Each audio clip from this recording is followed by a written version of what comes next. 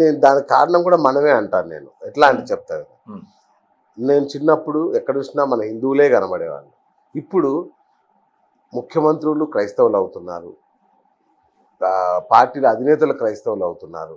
కొన్ని రాష్ట్రాల్లో ప్రస్తుతం ఈ రోజు కూడా హిందువులు మైనారిటీలుగా ఉన్న రాష్ట్రాలు 10 రాష్ట్రాలు చాలా దారుణం. కారణం మనమే. ఎగ్జాక్ట్లీ. ఎందుకు అంటే హిందుత్వాన్ని మనం ఇంకా మతంగా గుర్తించాలి, కాదు జీవన విధానం అంటాం. ఈ హిందుత్వాన్ని రక్షించడానికో ఈ హిందుత్వాన్ని కాపాడడానికో ఎవరు పని చేయట్లా వాళ్ళలాగా. ఎందుకు జరగట్లేదు ఇది సార్? ఇక్కడ మనకి మత వ్యాప్తి చేయడం ఆ కాన్సెప్ట్ లేదు సార్. ఓకే. ఇప్పుడు ఒక పాట ఉందండి మా చిన్నప్పుడు, ఒక దీపంతో మరి ఒక దీపం వెలిగించాలి. అవును, ఈ కాన్సెప్ట్ మనకు ఉంది. అవును. కానీ ప్రపంచం అంతా మా మతమే ఉండాలి, ప్రతి ఒడిని మతం మార్చేది, ఈ కాన్సెప్ట్ మనకు లేవు. ఓ తల్లి నాకు తిరుపతిలో కంప్లైంట్ చేసింది. 3 చదివే వాళ్ళ పాపని ఇంకో 3 చదివే చిన్న గొర్రె ప్రసాదాలు తినకూడదు అని చెప్తుంది. దానికి ఎవరు ఎక్కించుంటారు? చిన్ని బిడ్డ కదండి. ఎవరు ఎక్కించుంటారు? వాళ్ళ అమ్మకి ఎవరికి ఇచ్చారు? ఏ పాస్టర్. కానీ వాళ్ళు అలా ఉంటే ఇన్ని నా ప్రత్యక్షంగా 2 సంఘటనలు. ఒక 4-5 చదివే పిల్లోడు విభూతి పెట్టుకుని కుంకుమ పెట్టుకుని బస్టాండ్లో ఉన్నాడు. నిడదవోలని రాజమండ్రి దగ్గర. నేను బస్ స్టాప్లో వెయిట్ చేస్తున్నాను, బస్సు రావాలి. నేను ఊరికే చెక్ చేయడానికి, ఏంట్రా ఆ బొట్లేంటి అన్నాను. ఏంటి ఇలా ఉండి, నేను ఫ్యాంట్లో కూడా చదివా, ఇలా ఉండి ఏమిటి ఆ బొట్లో అన్నాను. వెంటనే చెరిపేశాడు. అయ్యో, భయం. సో హిందువులకి తమ ధర్మాన్ని ధైర్యంగా చెప్పడం అలవాటు చేయలేదు. కానీ మీరు గమనించండి, నేను హిందూ అని చెప్పుకోవడానికి సాహసించడం, కానీ అన్మతాలు ఒకటే అని చెప్పడానికి సాహసిస్తాడు. ఎందుకంటారు? మన ధర్మం మనకు అదే చెప్తుంది కదా. మనకి ఇప్పుడు వాళ్ళ నాన్నని గౌరవించడం మంచిదే. ముందు మీ నాన్న కదా గౌరవించాలి. అవునా? నువ్వు గుడి కూలిపోతే, రథం కాలిపోతే నువ్వు రావు. ఎవరో సలీం పిలిచేయడానికి సలాం కొట్టుకుంటూ గులాంలాగా వెళ్ళి హలీం తినేసి వస్తానికి ఎలా వెళ్తావు నువ్వు కదా? ఇప్పుడు రేపు డిసెంబర్ 25 వస్తే మెర్రీ క్రిస్మస్ అని స్టేటస్ పెడతాడు వీడు. ఒక హిందూ, మా ఫ్రెండ్స్ ఉన్నారు, ఆ స్టేటస్ పెడతాడు. వాళ్ళకి ఏదో వెళ్ళి కలిసి వస్తాడు, లేకపోతే గిఫ్ట్లు ఇస్తాడు, ఆ కేకులు ఇస్తే తింటాడు, కేకలు వేస్తాడు. అక్కడ అలా ఏమన్నా ఉందా? ఈద్ ముబారక్ పెడతాడు, మెర్రీ క్రిస్మస్ పెడతాడు, అటువైపు ఏమన్నా ఉందా అలాగా? నేను దేని వ్యతిరేకిస్తున్నాను మీరు గమనించండి. ఈ వన్ సైడ్లో వద్దు. ఓకే, గుడ్గా ఉండండి, గుడ్డిగా ఉండకండి. సరదాగా చెప్తాను, ఐ కాల్ యూ అండి టిల్ యూ కాల్ మీ అండి. ఇఫ్ యూ సే ఏరా ఐ విల్ సే పోరా, నాట్ రారా కదా. ఇప్పుడు నువ్వు అమ్మ అనే ఆవుని, మాత అనే ఆవుని మై ఖాతా అంటే వాడు నీకు భయ్యాలు అవుతాడు. నేను విగ్రహాన్నే దైవం అంటలే, విగ్రహంలో కూడా దైవం ఉన్నాడు చూడు అంటున్నా. దాని కాలుతో తొంతాను అన్న దరిద్రుడు నాకు భయ్యాలు అవుతాడు. నేను తినే నీళ్ళల్లో ఫుడ్లో ఉమ్మేసే దరిద్రుడు నాకు భయ్యాలు అవుతాడు. చివరికి పూలు, దేవుడికి పెట్టే పూలు, దానికి కూడా నోట్లో నీళ్ళు వేసుకుని అని పూస్తే, జ్యూస్లో ఉచ్చకలిపితే నాకు భయ్యాలు అవుతాడు. అందుకని అబద్ధాన్ని ఒప్పుకోవట్లేదు నేను, మీరు గమనించండి. నాది పరమాత్మ దోషణ కాదు, స్వాభిమానం. నా ధర్మాన్ని దూషించి ద్వేషించేవాడిని వ్యతిరేకిస్తున్నా. ఎందుకండి, మీ అమ్మాయిని ఎవడైనా ఏదైనా చేయడానికి వస్తే ముందు తన్ని మాట్లాడతాం మనం, ఉపన్యాసం ఇవ్వం.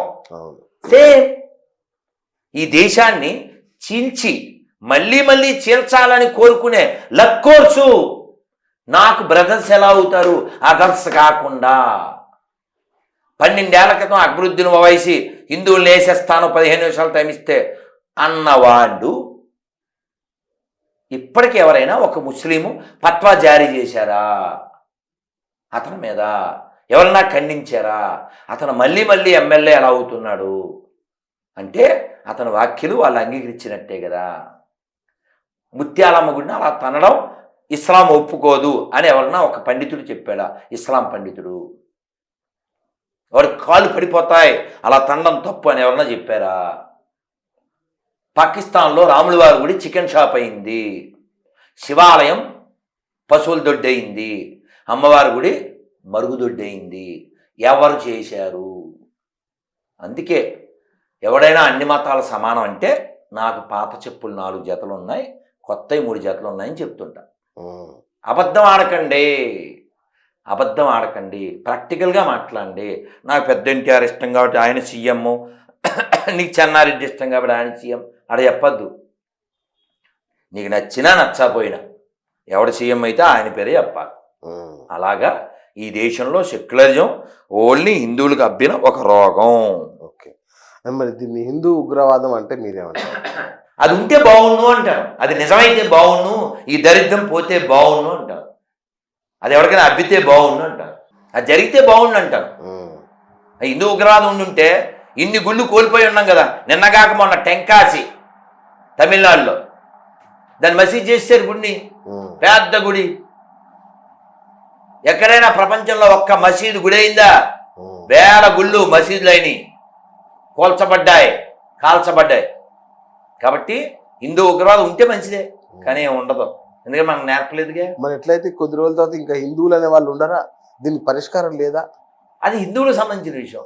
హిందువులు మేలుకుంటే, నేను రెడ్డి, నేను కమ్మ, నేను శర్మ, నేను యాదవ్, నేను శెట్టి, అప్పుడు మిగిలేదు మట్టి అంతే. మొన్న బంగ్లాదేశ్లో కోసారా? ఇంకా కోస్తున్నారు. కోసేటప్పుడు ఏ భయ్యా శర్మ హై అని ఏం కోయట్లే, ఏ శెట్టి హై అనేం ఆగట్లే, ఏ రెడ్డి హై అనేం ఆగట్లే. హిందూ అయితే కోస్తున్నారు. కోసిన తర్వాత కడ్రాయరు కర్రతో ఇలా తీసి అతని యొక్క శిష్యుని ఇలా తిప్పి ఏ కాఫీర్ హై అని కన్ఫర్మ్ కూడా చేసుకుంటాం. చంపిన తర్వాత వీడియోలు కూడా ఉన్నాయి. కాబట్టి అబద్ధం ఆడితే మండుద్ది సార్ నాకు. సెక్యులరిజం పచ్చి బూతు, అన్ని మతాల సమానం పచ్చి బూతు, అన్ని మత గ్రంథాలు మంచిదే బోధి పచ్చి బూతులవి. నువ్వు నిరూపించి చూస్తా. ఇదండి బైబిల్, ఖురాన్, భగవద్గీత ఏది ప్రపంచంలో ఉగ్రవాదాన్ని ప్రోత్సహిస్తుందో? ప్రపంచంలో కొత్త దేశాలను పుట్టించిన మతాలు ఏవి? పాత బస్తీలు పుట్టించిన గ్రంథాలు ఏవి? తెలుసుగా. ఇన్ని మాటలు ఎందుకు సార్? మీ నాన్న గురించి చెప్పంటే చెప్తారు, మా నాన్న గురించి చెప్పంటే చెప్తాను, తప్పేం లేదుగా. ఓ 5 నిమిషాలు మీరు, 5 నిమిషాలు నేను.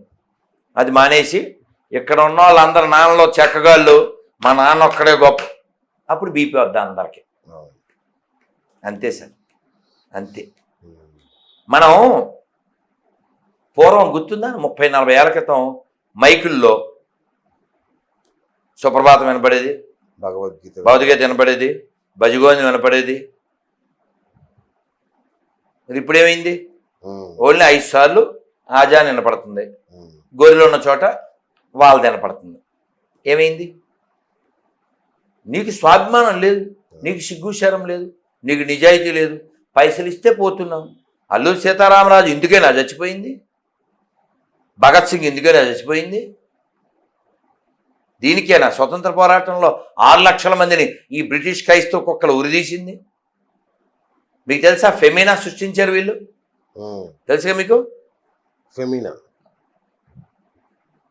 ఒక కరువుని,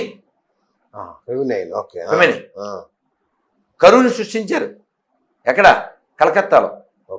టన్నులు వేల టన్నుల ఆహార పదార్థాలన్నీ ఇంగ్లాండ్ పట్టుకుపోయారు. ఇక్కడ వేల మంది చచ్చిపోయారు, లక్షల మంది చచ్చిపోయారు కరువుని సృష్టించి. సో హిందువుల్ని లేకుండా చేయడానికి ఇస్లాము, క్రైస్తవం చాలా కష్టపడుతూ ఒక 1000 ఏళ్ళు పైబడి పనిచేస్తున్నాయి ఈ రోజుకి కూడా. సతీష్ తెలుసుగా, ఆయిల్ అమ్ముతాడుగా, ఆయిల్ డబ్బాలు సతీష్ ఓపెన్గా చెప్పాడు. అతని గురించి వేరే విదేశీ ఛానల్లో కూడా వచ్చింది. అతను మెగా చర్చెస్ 40 కడతాడంట. ఇప్పుడు కొన్ని కట్టాడు కూడా, కర్నూలులో, ఇక్కడ హైదరాబాద్లో తెలుసు మనకి, విజయవాడ దగ్గర, ఇంకా విశాఖపట్నం, ఎక్కడెక్కడో కట్టాడు. అలా 40 కడతాడంట. నెలకి 3000 మందిని మారుస్తుందంట.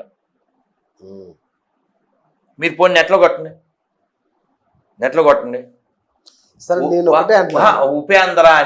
ఉపేంద్ర అనే ఒక గొర్రె ఈ దేశాన్ని 2 ముక్కలు చేసేయండి, దేశాన్ని 2 ముక్కలు చేసేయండి, క్రైస్తవులకు ఒక ముక్క ఇచ్చేయండి అని పబ్లిక్లో రోడ్డు మీద చెప్పాడు. ఒక ముక్క కాదు సార్, ఇంకో 10 ఏళ్ళు 15 ఏళ్ళు పోతే మీరు ఇక్కడి నుంచి వెళ్ళిపోండి అన్నా ఆశ్చర్యం లేదు.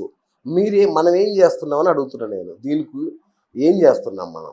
సార్ నేను చెప్పేది మనం ఏం చెయ్యాలో అది మనం చేస్తే మనం ఉంటాం. ఇప్పుడు వాడు ఉపేంద్ర కూడా ఇక్కడ పుట్టినాడే, వాడికి బైబిల్ ఎక్కబట్టి కదా వాడు అలా అన్నాడు. విజయ్ కుమార్ అతను కూడా బైబిల్ ఎక్కబట్టి భరతమాతకి ఎంతమంది భర్తలు ఇలా మాట్లాడు. వాళ్ళ నాన్న పేరు సుబ్బారావు, విజయ్ కుమార్ డబ్బారావు, వాళ్ళ నాన్న పేరు సుబ్బారావు. అతన్ని అడిగితే చెప్పాడు అతనే ఇంటర్వ్యూలో. సుబ్బారావు కొడుకు అలా ఎలా తయారాడు? ఆ విషయం ఎక్కడం వల్ల. కాబట్టి నువ్వు అమృతం పంచు. ఏమంటే ఇప్పుడు భోజనం చేసి వచ్చారా? మళ్ళీ భోజనం చేస్తారా? చేయరు. ఎందుకని? కడుపు నిండిపోయింది. అలా జ్ఞానం నిండితే బాగుంటుంది సార్.